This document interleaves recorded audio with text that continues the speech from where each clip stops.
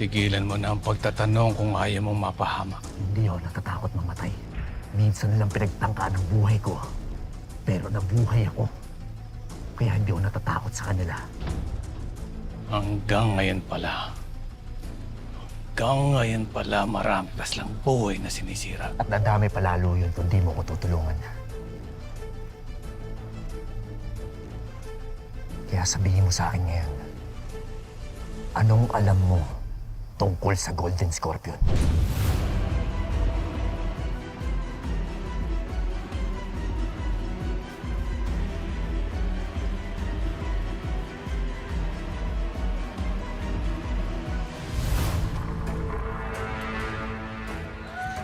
Isa ako sa mga tauhan ng Golden Scorpion noon. Laking kalsada ako. Magang namulat sa karahasan. Maraming negosyo ang grupo. Pero kumikita sila ng malaki sa pagbibenta ng mga babae at droga. Boss! Alas na kami! Sige, ingat kayo.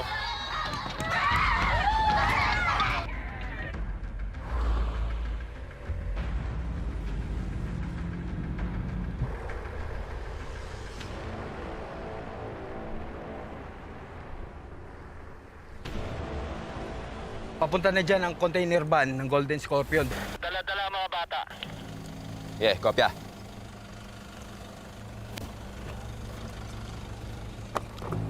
Oh, handa na kayo ha. Andiyan dyan na raw.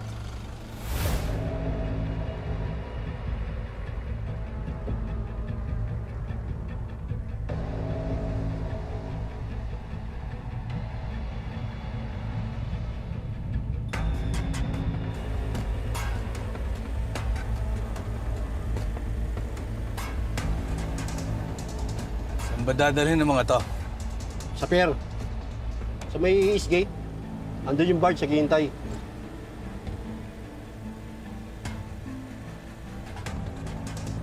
At kaya timpla ng mukha mo. Huwag mo sabihin na kukonsensya ka.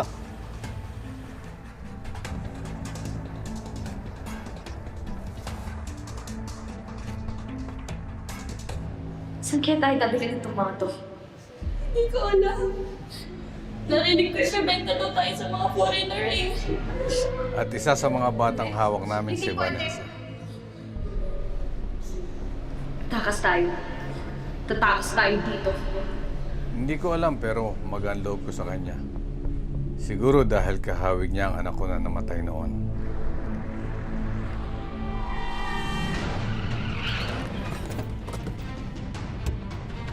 Baba! Kalaban! Ito yung karibal sa negosyo ni Senyor. Baba!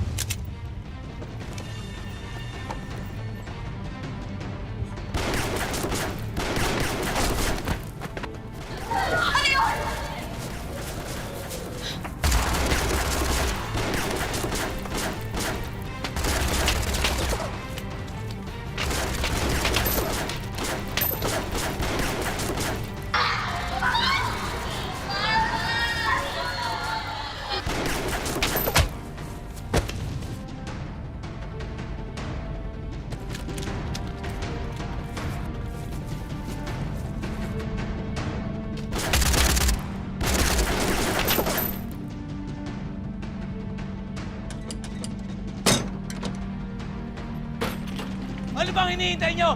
Baba! Bilis! Tumakas na kayo!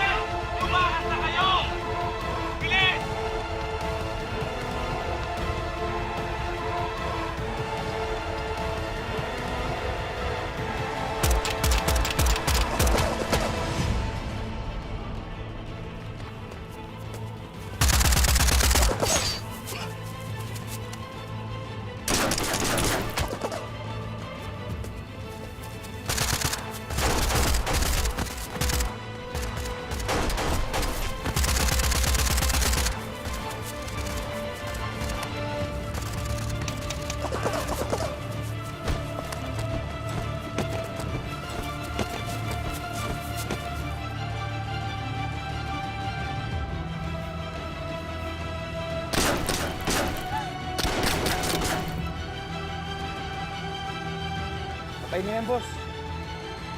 Sige. Hanapin niyo isang babae nakatakas. Yung mga bangkay na nandun. Tsaka ang truck.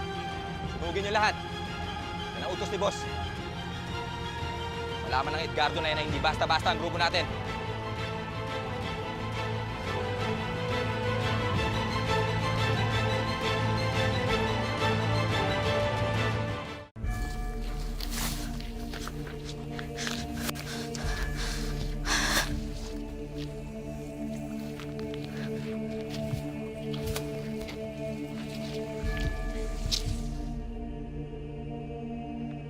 Akala ng Golden Scorpion, kasama ako sa mga namatay sa ambush.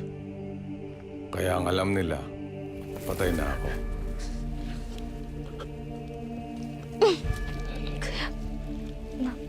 Manong, kuya.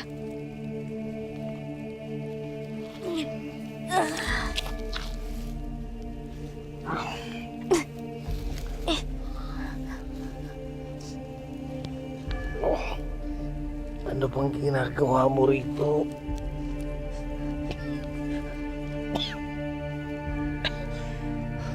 Umalis ka na. Iligtas mo ang sarili mo. Pero may tama po kayo. Huwag mo intindihin. Umalis ka na. At huwag ka na babalik pa sa lugar na ito.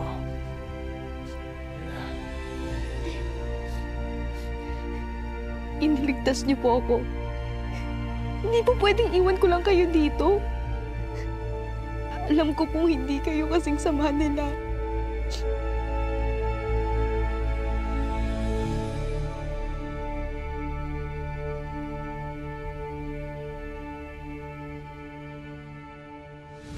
Nagbagong buhay na ako.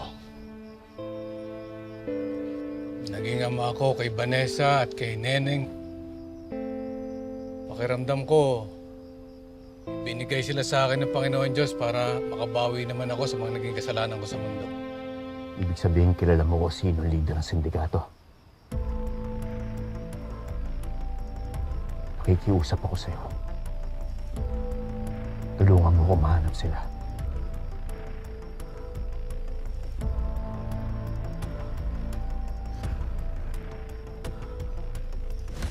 Nolan ang pangalan ng bossing namin. Pwede kong ituro sa'yo kung saan ang kuta nila. Pero yung mismong pinuno ng sindikato, kahit kailan, hindi ko pa nakaharap. Senyor ang tawag sa kanya.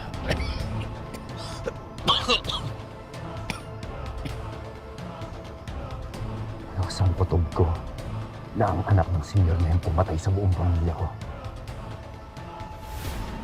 Magbabayad silang lahat sa akin.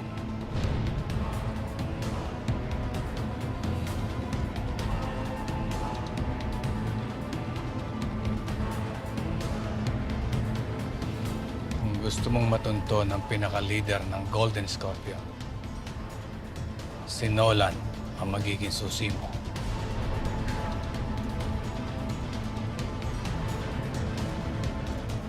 Huwag kang mag-alala, Commander.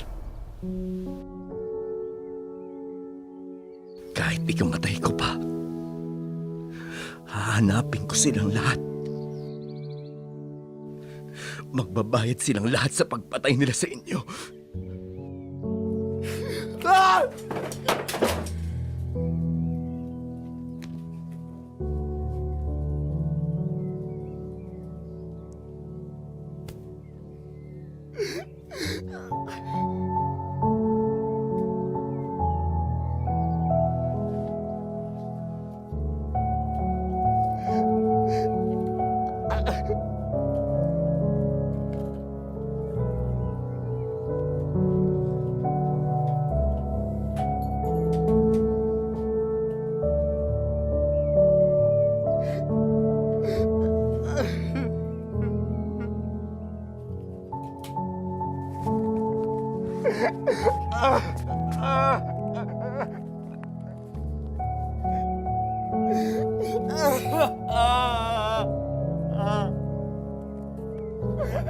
Ah!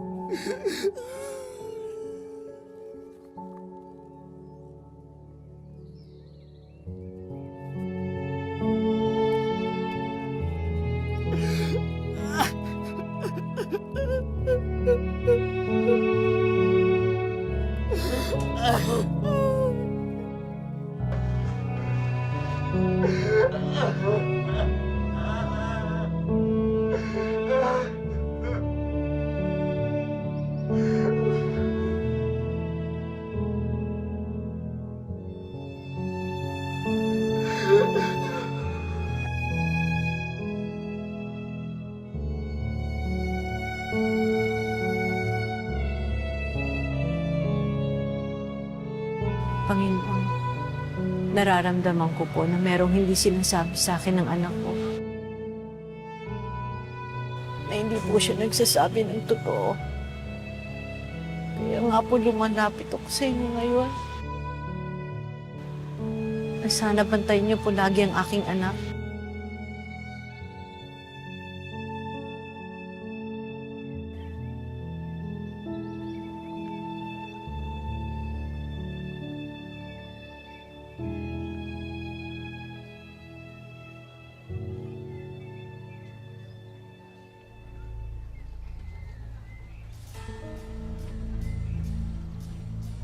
Ngayong gabi,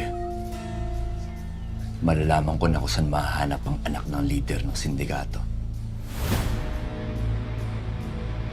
Sinusumpa ko yung Miguelito. Alam mo, Elias, kung magaling lang kami bumaril ni Miguelito,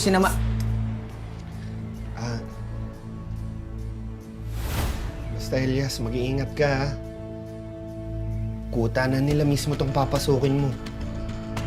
Para mo na rin pinasok yung teritoryo ng mga leon.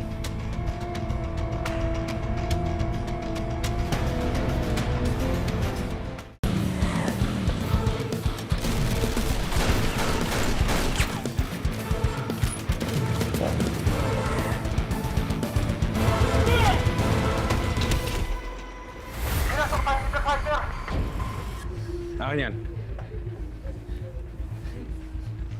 Ano sabi mo? Boss, si Black Rider na, teritoryo na natin. Lagot kayong lahat. Tumahimik ka. Kung hindi, papatayin ko kayong lahat. How about us? Are we safe here? Don't worry. We're ready for him. Ako ang papatay sa Black Rider na yan. Malaki ang atraso niya sa akin. Sige! Ilabas mo nga yan! Bibenta pa natin mga yan! Yes, boss! Sakto pala dating natin. Kumanda sa akin yung Black Rider.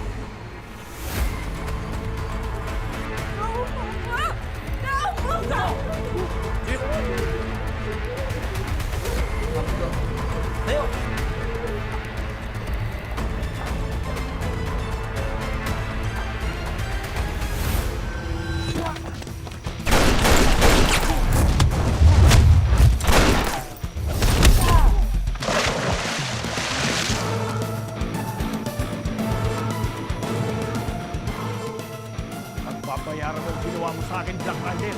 Pag hindi ka umalis sa harapan ko, sisiguraduhin ko sa'yo. Ako na ang huling tao makikita mo. Patapusan mo ng gago!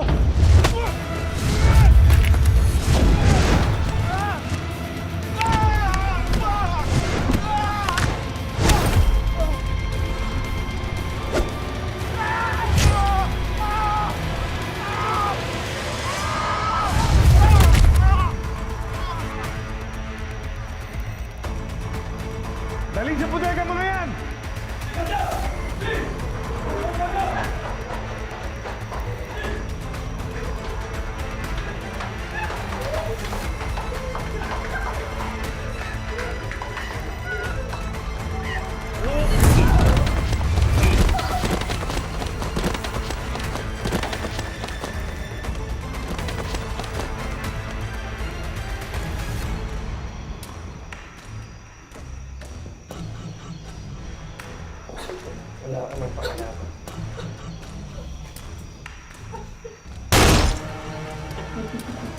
Delivery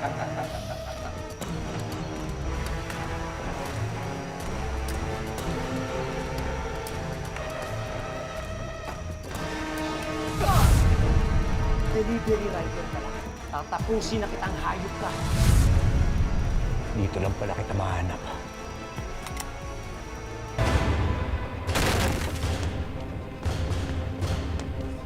Can you and your men handle him? Can you fight him? Don't worry. My men and I can take him. Ang mga armas, ilabas!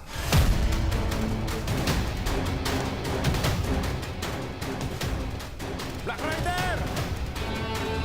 Matagal na kitang inaantay! Ako mismo ang tatapos sa'yo!